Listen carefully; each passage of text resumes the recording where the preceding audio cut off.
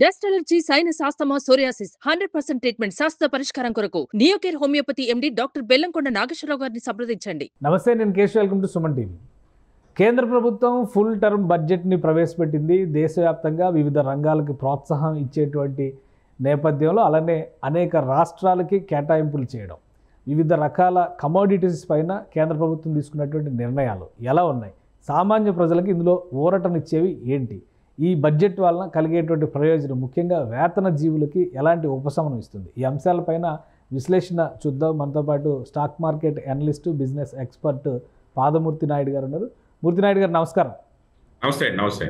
ఎలా ఉంది అండి ఓవరాల్గా బడ్జెట్? మామూలుగా అయితే ఎలక్షన్స్ తర్వాత బడ్జెట్ కాబట్టి చాలా ఎక్స్పెక్టేషన్స్ ఉన్నాయి. మీ అభిప్రాయం ఏంటి? అటు ఇండస్ట్రియల్ సెక్టర్ కావచ్చు, ఇటు సామాన్య ప్రజానీకం కావచ్చు, అందరికీ ఎటువంటి అభిప్రాయం కలిగే విధంగా ఉంది ఈ బడ్జెట్?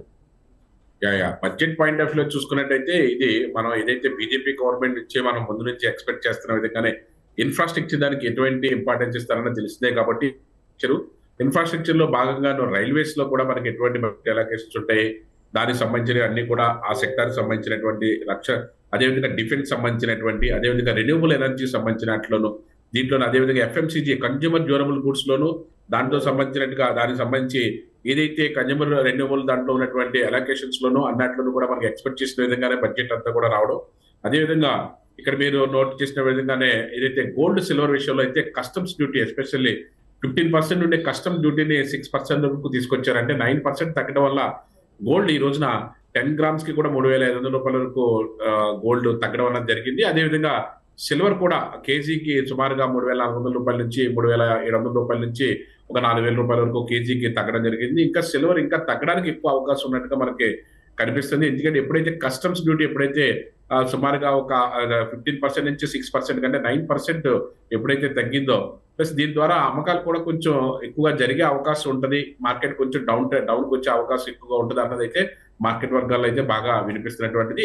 ఏదేమైనప్పుడు కూడా కస్టమ్స్ డ్యూటీ తగ్గించడం అన్నది కన్జ్యూమర్ పాయింట్ ఆఫ్ వ్యూలో అయితే మంచి అవకాశంగా మనం తీసుకోవచ్చు. అదేవిధంగా ఏదైతే రెన్యూవబుల్ ఎనర్జీ, అదేవిధంగా పవర్ సెక్టార్ దానికి సంబంధించిన ఎలొకేషన్స్ అన్ని కూడా బాగుండటం వల్ల మార్కెట్లో ఏదైతే స్టాక్ మార్కెట్ దానికి సంబంధించిన వరకు కూడా రెన్యూవబుల్ ఎనర్జీ స్టాక్స్ కానీ, ఇన్ఫ్రాస్ట్రక్చర్ సంబంధించిన స్టాక్స్ కానీ, రైల్వే సంబంధించిన స్టాక్స్ కానీ ఇవన్నీ కూడా మార్కెట్లో కొంచెం ముందుకెళ్ళడానికి అవకాశం ఎక్కువ ఉంది. అదేవిధంగా EV based electrical vehicle based అనేటువంటి ఎలక్ట్రికల్ వెహికల్స్ కూడా మార్కెట్లో కొంచెం స్పీడ్ గా ముందుకెళ్ళడానికి అవకాశం ఎక్కువగా కనిపిస్తుంది. కానీ ఒకటి, బడ్జెట్ ప్రజెంటేషన్ జరుగుతున్నటువంటి సమయంలోనే స్టాక్ మార్కెట్ ముఖ్యంగా సెన్సెక్స్ 1000 పాయింట్స్ 1000 పాయింట్లు పడిపోయింది అనేది ఒక ట్రెండ్ కనబడింది. తర్వాత మళ్ళీ నిదానంగా కోలుకుంది. ఏంటి ఈ ఎక్కడ ఎఫెక్ట్ అయ్యింది, ఎందుకు పడిపోయింది, ఎందుకు కోలుకుంది? మార్కెట్ ఎప్పుడు కూడా ట్రేడర్స్ యొక్క ఎమోషన్స్ మీద ఆధారపడి ఉంటుంది. యాక్చువల్గా ఏంటంటే రిటైల్ ట్రేడర్స్ అందరూ కూడా ఎమోషనల్ గా ఉంటారు. యాక్చువల్గా బ్యాలెన్స్డ్ గా ఇన్స్టిట్యూషన్స్ కానీ లేకపోతే బ్యాంక్స్ కానీ ఇవన్నీ బ్యాలెన్స్డ్ గా ఉంటాయి. ఇది ఏదైతే కన్జ్యూమర్ ఏదైతే ఎమోషనల్ గా ట్రేడర్స్ ఏదైతే ఉంటారో మార్కెట్ లో ఏదో జరిగిపోతుంది, ఈ ట్యాక్స్ తగ్గించేసి అనేటప్పటికి ఇమీడియట్ గా అందరూ కూడా ఉన్న స్టాక్స్ అన్ని సెల్ చేయడం, ఇదన్నీ కూడా ప్రతిసారి జరిగేది ఇదంతా కూడా మార్కెట్ లో. తర్వాత మళ్ళీ బడ్జెట్ స్టేబుల్ అయిన తర్వాత మళ్ళీ రికవర్ అవ్వడం అన్నది, ఏదైతే పడిపోయిందో దాన్ని మళ్ళీ with in couple of hours లోనే మళ్ళీ రికవర్ అవ్వడం కూడా చూసాము. యాక్చువల్ గా బడ్జెట్ అలొకేషన్ లో అంత సవ్యంగానే ఉంది. కాకపోతే ఫస్ట్ లో జరిగినటువంటి ఇనీషియల్ గా మిస్అండర్స్టాండింగ్స్ వల్ల కూడా బాగా ఈ విధమైనటువంటి ఫ్లక్చుయేషన్ వస్తుంటది. ప్రతిసారి కూడా బడ్జెట్ అలొకేషన్ అప్పుడు కానీ లేకపోతే ఎలక్షన్ రిజల్ట్ అప్పుడు కానీ ఇలాగ సాధారణంగా భారీ స్థాయిలో పడిపోవడం, మళ్ళీ సెకండ్ హాఫ్ కల్లా మళ్ళీ రికవర్ అవడం అన్నది ఇట్స్ ఏ కామన్ థింగ్. ఇది తర్వాత మళ్ళీ నెక్స్ట్ డే మళ్ళీ ఓవరాల్ గా చూసుకున్నట్టయితే మనకి 14 దగ్గర నుంచి 2014 2024 వరకు చూసుకున్నట్టయితే నెక్స్ట్ డే మళ్ళీ పాజిటివ్ గానే మార్కెట్ రన్ అవడం అన్నది కూడా మనం చూసాం. అందుకని ఏంటంటే ఏదైతే డ్రాస్టికల్ ఫాల్ అయిందో మళ్ళీ అదే స్థాయిలో మళ్ళీ రికవర్ అవడం కూడా మనం ఈ రోజున మనం చూసాము. అదేవిధంగా ఫ్రంట్ లైన్ స్టాక్స్ అన్ని కూడా మళ్ళీ రికవర్ అయ్యి మళ్ళీ పాజిటివ్ మోడ్ లో కూడా వచ్చినాయి. వెరీ స్లైట్లీ నార్మల్ గా జరిగేటట్టుగానే నిఫ్టీ 40-50 పాయింట్లు మైనస్ లోను అదే విధంగా ట్రేడ్ అయింది. పెద్దగా భారీగా ఇవాళ నష్టపోయి 400-500 పాయింట్లు మైనస్ లో అయితే క్లోజ్ అవ్వలేదు, నార్మల్ గానే క్లోజ్ అయింది. అంటే ఎందుకు ఇలా జరిగింది అనేది ఒకటి. రెండో వైపు నుంచి చూస్తే బడ్జెట్లో ఏమైనా మిస్అండర్స్టాండింగ్స్ కానీ మిస్కన్సెప్షన్స్ కానీ ఉన్నాయా? ఎందుకు అంత అలజడి వాతావరణానికి గురవడం? అదే ఎమోషనల్ బ్యాలెన్స్ మీద ట్రేడర్స్ అంతా కూడా ఎమోషనల్ గా ఉంటారు కాబట్టి దాంట్లో ఏదో జరిగిపోతుందన్న ఉద్దేశంతో ఇమీడియట్ గా సెల్ చేయడం, తర్వాత మళ్ళీ దాంట్లో రికవరీ కనిపించడానికి మళ్ళీ ఎంటర్ అవడం అన్నది బడ్జెట్ అప్పుడు కానీ ఎలక్షన్ రిజల్ట్ అప్పుడు కానీ లేకపోతే కంపెనీ రిజల్ట్ అప్పుడు కానీ ఆ కంపెనీలో జరిగే ఒడిదుడుకులు, కంపెనీ రిజల్ట్ అప్పుడు కూడా రిజల్ట్ ఓరియంటేషన్ అప్పుడు కూడా సడన్ గా దాంట్లో అంత పెద్ద మూవ్మెంట్ వచ్చేస్తుంటది. ఒక 1000 రూపాయల స్టాక్ లో సుమారుగా 100 నుంచి 200 పాయింట్ మూవ్మెంట్ వచ్చేస్తుంది. దానికి అంత తర్వాత మళ్ళీ చూస్తే ఈవినింగ్ క్లోజ్ అయ్యే టైం చూస్తే మళ్ళీ నార్మల్ గానే క్లోజ్ అవడం కానీ, లేకపోతే ఒక 5 to 10% మళ్ళీ పాజిటివ్ గానే క్లోజ్ అవడం కానీ జరుగుతుంది. ఇదేంటంటే ట్రేడర్స్ యొక్క ఎమోషన్స్ ని బ్యాలెన్సింగ్ ఉండదు కాబట్టి ఈ విధంగా జరుగుతూ ఉంటుంది. అలాంటి దాంట్లో నిజంగా బడ్జెట్ లో కానీ ఆ ఎలకేషన్స్ కానీ అది కానీ ఏదైనా డెఫిషియట్స్ ఏదైనా ఖచ్చితంగా కానీ ప్రస్ఫుటంగా ఉంటే ఈవినింగ్ అలా మార్కెట్ అయితే ఖచ్చితంగా డ్రాస్టికల్ ఫాల్ లోనే ఉండేది. అలా లేదు కాబట్టి మళ్ళీ రికవరీ దశలోనే రావడమే కాకుండా రేపు మళ్ళీ బడ్జెట్ పాజిటివ్ గా ఏదైతే మనకి ఇది మార్కెట్ అంతా కూడా పాజిటివ్ గా టర్న్ అయ్యే అవకాశం ఎక్కువ ఉంది. ఏదైతే ఫ్రంట్ లైన్ లో ఉన్నటువంటి డిఫెన్స్ సెక్టర్ దానికి సంబంధించిన దాంట్లో ఎలకేషన్ పెద్దగా లేదన్నప్పటికీ కూడా దాని యొక్క ఆల్రెడీ దాని యొక్క స్ట్రేచర్ ఏదైతే మార్కెట్ లో కొంచెం బేస్ ఉన్నది కాబట్టి ఆ సెక్టర్ రైల్వే సంబంధించిన దాంట్లో ఏదైతే ఇన్ఫ్రాస్ట్రక్చర్ దానికి సంబంధించిన దాంట్లో ఇర్కాన్ ఇండియన్ రైల్వే కన్స్ట్రక్షన్ కానీ, అదేవిధంగా రైల్ వికాస్ నిగమం లిమిటెడ్ కానీ, ఇండియన్ రైల్వే ఫైనాన్స్ కార్పొరేషన్ కానీ ఇవన్నీ కూడా మార్కెట్ ఎలకేషన్ ఉండదేమో కంగారులో మనకి అలా ఉన్న తర్వాత కూడా మళ్ళీ మార్కెట్ దానికి సంబంధించిన పాజిటివ్ ఇన్ఫర్మేషన్స్ రావడం వల్ల మళ్ళీ రికవరీ అవడం కూడా జరిగింది. అదేవిధంగా ఏదైతే మనకి రెన్యూవబుల్ ఎనర్జీ సంబంధించిన కేటాయింప్స్ కూడా ఉండడం వల్ల దానికి సంబంధించిన సెక్టర్ సంబంధించిన స్టాక్స్ అన్ని కూడా మళ్ళీ పాజిటివ్ గానే టర్న్ అయింది. కాబట్టి మార్కెట్ ఓవరాల్ గా ఫ్రంట్ లైన్ స్టాక్స్ అదేవిధంగా ఎఫ్ఎంసీజీ కూడా ఏదైతే ట్యాక్స్ విషయంలో కంటే ఎగ్జామ్షన్స్ కంటే దొరికింది అవన్నీ కూడా మార్కెట్ లో రేపటి రోజున మళ్ళీ పాజిటివ్ గా ముందుకెళ్ళడానికి అవకాశం ఎక్కువ.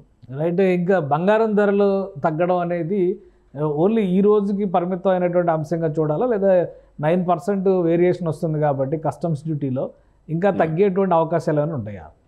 ఈ రోజు కాదు, ఇది మామూలుగా స్టాండర్డైజ్డ్ గానే మార్కెట్ లో తగ్గింది కాబట్టి ఒక ఏదైతే 15% కస్టమ్స్ దగ్గర నుంచి 6% వచ్చింది అంటే 9% తగ్గడం అన్నది చాలా హైలీ ఇంట్రెస్ట్ పాయింట్ ఇది. కాబట్టి గోల్డ్ సిల్వర్ కూడా బాగా భారీగా ఆల్రెడీ డిస్కౌంట్ అయిపోయి బాగానే తగ్గినాయి. ఇంకా మార్కెట్ లో ఏదైతే ఇంకా కొంచెం సిల్వర్ లాంటిది గట్ట ఇంకా కొంచెం తగ్గడానికి అవకాశం ఎక్కువగా ఉన్నది అన్నట్టుగా ఆ మార్కెట్ వర్గాలన్నీ కూడా చెప్తున్నాయి. ఏదైతే గోల్డ్ కానీ సిల్వర్ కానీ ఈ రోజు మార్కెట్ లో మన లైవ్ మార్కెట్ లో చూసుకున్నట్టయితే మనకి ఏదైతే ఇప్పుడు present 10 grams gold MCX market లో ట్రేడ్ జరుగుతున్న విధానం చూసుకున్నట్టయితే 69,000 ఉన్నది. యాక్చువల్ గా ఇది 3,500 రూపాయలు ఈ రోజున మైనస్ లో ఉండి ఏదైతే 72,000 73,000 దగ్గర నుంచి 60,000 69,000 వరకు కూడా వచ్చింది. అదేవిధంగా సిల్వర్ చూసుకున్నట్టయితే ఏదైతే 88,000 89,000 ఉన్నది ఇప్పుడు 85,000 నడుస్తుంది. సుమారుగా 4,000 పాయింట్లు ఈ రోజున సిల్వర్ మార్కెట్ లో మైనస్ లో ట్రేడ్ అవడం జరుగుతుంది. ఇది సిల్వర్ లో మాత్రం ఇంకా కొంచెం డౌన్ ట్రెండ్ వచ్చే అవకాశం ఎక్కువగా ఉంది. ఇక్కడ నుంచి ఇంకా 5,000 నుంచి 6,000 రూపాయలు ఇంకా పడడానికి అవకాశం ఎక్కువగా ఉన్నట్టుగా మార్కెట్ వర్గాలు చెప్తున్నాయి. అది కమింగ్ డేస్ లో మనం ఇంకా మార్కెట్ లో పడడానికి అవకాశం ఉన్నట్టుగా మనం దీన్ని కన్సిడర్ చేయొచ్చు. అంటే గోల్డ్ విషయంలో కూడా ఇప్పుడు 3,000 4,000 ఈ ఫస్ట్ డే ఎఫెక్ట్ కింద మనం చూస్తే కనుక రాబోయేటువంటి రోజుల్లో ఇంకొంచెం తగ్గడానికి అవకాశం ఉంటుందో, మళ్ళీ మార్కెట్ ట్రెండ్ని బట్టి ఒక 500 నుంచి 1,000 రూపీస్ పెరిగేటువంటి అవకాశాలు ఉంటాయి. పెరగడానికి అవకాశం అయితే చాలా తక్కువగానే ఉంటుంది. ఎందుకంటే కస్టమ్స్ డ్యూటీ ఒక 9% తగ్గింది కాబట్టి అండి దానికి తగ్గట్టుగానే మార్కెట్ లో ఈ రోజున అంటే ఇంతకన్నా 5% కన్నా ఎక్కువ మార్కెట్ లో పడితే మళ్ళీ సీలింగ్ పడుతుంది. కాబట్టి ఈ రోజు వరకు అయితే మాత్రం ఒక 3,500 3,600 మార్కెట్ లో పడింది. ఇక్కడ కన్సాలిడేషన్ అయ్యి ఈ విధంగా క్లోజ్ అయ్యే అవకాశం ఉంది. రేపు మళ్ళీ సెంటిమెంటల్ గా మళ్ళీ మార్కెట్ బాగా తగ్గింది, బాగా కరెక్షన్ జరిగింది అన్న సెంటిమెంటల్ గా కూడా మార్కెట్ లో కొంచెం కరెక్షన్ జరగడానికి అవకాశం ఎక్కువగా ఉంది. ఈ వారం మాత్రం మార్కెట్ లో అయితే కొంచెం గోల్డ్ కన్సాలిడేషన్ డౌన్ ట్రెండ్ జరిగే అవకాశం ఉంది కపుల్ ఆఫ్ డేస్. ఇంకా సిల్వర్ అయితే మాత్రం ఇంకొంచెం భారీగానే పట్టడానికి అవకాశం ఎక్కువగా ఉంది. ఓవర్ బాట్ పొజిషన్ లో ఉంది కాబట్టి సిల్వర్ ఏదైతే 97,000 వరకు కూడా మనం సిల్వర్ చూడటం జరిగింది ఈ ఆగస్ట్ కాంట్రాక్ట్. అది 97,000 నుంచి ఇప్పుడు 85,000 అంటే సుమారుగా ఒక 12,000 పాయింట్స్ ని మనం మార్కెట్ లో కరెక్షన్ జరగడం చూసాము. ఈ 1 month last June last week దగ్గర నుంచి ఇప్పుడు చూసుకున్నట్టయితే 12,000 రూపాయల వరకు తగ్గింది. ఇంకా 3,000 నుంచి 4,000 రూపాయలు ఇంకా తగ్గడానికి అవకాశం ఎక్కువగా ఉంది. 80,000 నుంచి లోపలికి 78,000 79,000 వరకు వచ్చే అవకాశం కూడా ఉందన్నట్టుగా మార్కెట్ వర్గాలు అన్ని చెప్తున్నాయి. టెక్నికల్ పాయింట్ ఆఫ్ వ్యూలో కూడా కరెక్షన్ దశగానే మార్కెట్ కనిపిస్తుంది కాబట్టి మనం దానికి సంబంధించింది వెయిట్ చూడవలసి ఉన్నది. మార్కెట్ అయితే ఓవరాల్ గా అయితే గోల్డ్ సిల్వర్ కరెక్షన్ జరగడం అన్నది అయితే మాత్రం కన్జ్యూమర్స్ కి కొంచెం ఒరట కల్పించే విషయం. దాంట్లో సేల్స్ కూడా కొంచెం ఏదైతే ఆర్నమెంట్ సేల్స్ కూడా కొంచెం పెరిగే అవకాశం అయితే ఉంది. ఇప్పుడు ఆర్నమెంట్ కి సంబంధించి ఎక్కువ డిస్కషన్ జరుగుతుంది. అంటే ప్యూర్ గోల్డ్ విషయంలోనే ఇది అప్లికబుల్ అవుతుందా? ఆర్నమెంట్ కి వచ్చేసరికి ఎంతవరకు తగ్గేటువంటి ఛాన్సెస్ ఉంటాయి? లేదు, ఆర్నమెంట్ కూడా గోల్డ్ రేట్ బేస్ మీదే అది కూడా నడుతూ ఉంటుంది. దానికి సంబంధించిన మేకింగ్ చార్జెస్ కట్టాలి అడిషనల్ గా అవి ఏవైతే ఉన్నాయో అవన్నీ కామన్ గా ఉంటాయి తప్ప ప్యూర్ గోల్డ్ రేట్ ఏదైతే ఉన్నదో ఆ రేట్ అప్లికబుల్ అవుతుంది. కాబట్టి అంటే sales point ornament sales point of వ్యూలో సేల్స్ ఎక్కువ ఉండే అవకాశం ఉంది. కాబట్టి అంటే gold manufacturing and gold jewellery manufacturing stocks లో కొంచెం మూవ్మెంట్ అయితే కనిపిస్తుంది. కాబట్టి దాని ఎఫెక్ట్ మనం కమింగ్ డేస్ లో బాగా చూసే అవకాశం ఎక్కువగా ఉంది.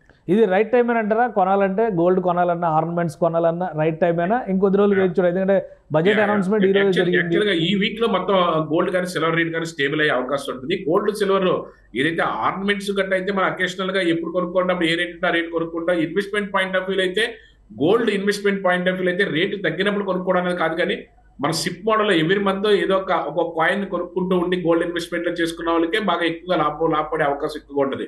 అంతే తప్ప ఇది కరెక్ట్ రేట్ అన్నది మనం ఎప్పుడు కూడా ఎగ్జాక్ట్ గా మనం చెప్పడానికి అవకాశం ఉండదు. యాక్చువల్ గా ఏంటంటే మనకి ఏదైతే యావరేజింగ్ లో చూసుకున్నట్టయితే మనకి ప్రతి నెల కూడా మనకి ఇన్వెస్ట్మెంట్ లో గోల్డ్ కూడా కాయిన్స్ ఏదైతే మనం తీసుకుని ఇన్వెస్ట్ చేసుకుంటూ ఉంటామో అలాంటి వాటిలో కానీ లేదా ఈటీఎఫ్ లో కానీ చేసుకుంటూ ఉంటే అది మనకి యావరేజ్ ప్రైస్ లో మనకి మంచి రిటర్న్స్ తీసుకునే అవకాశం ఎక్కువగా ఉంటుంది. ఇంకోటి డీజిల్ పెట్రోల్ ధరల పైన కూడా బడ్జెట్ ప్రభావం ఉంటుంది అన్నారు. అది ఎంతవరకు ఉండొచ్చు? దాని గురించి అయితే ఇంకా స్టడీ చేయాలండి మనకి. దానికి ఎందుకంటే ఎలక్ట్రికల్ వెహికల్స్ దానికి సంబంధించి కూడా మనకి వేరే దానికి మాన్యువల్ ఇచ్చారు కాబట్టి దాని ప్రకారం ఏ విధంగా ఉంటుంది అన్నది దాని యొక్క షెడ్యూల్స్ వచ్చిన తర్వాత మనం చూడాలి సార్. రైట్, థ్యాంక్ యూ మూర్తి నాయుడు గారు మీ అభిప్రాయాలు తెలియజేసినందుకు. ఇది కేంద్రం ప్రవేశపెట్టినటువంటి బడ్జెట్లో ప్రధానంగా బిగ్ రిలీఫ్ కన్స్యూమర్స్కి పాయింట్ ఆఫ్ వ్యూలో చూస్తే కనుక బంగారం వినియోగదారులకి ఒక పెద్ద ఉపశమనం కాబోతుంది.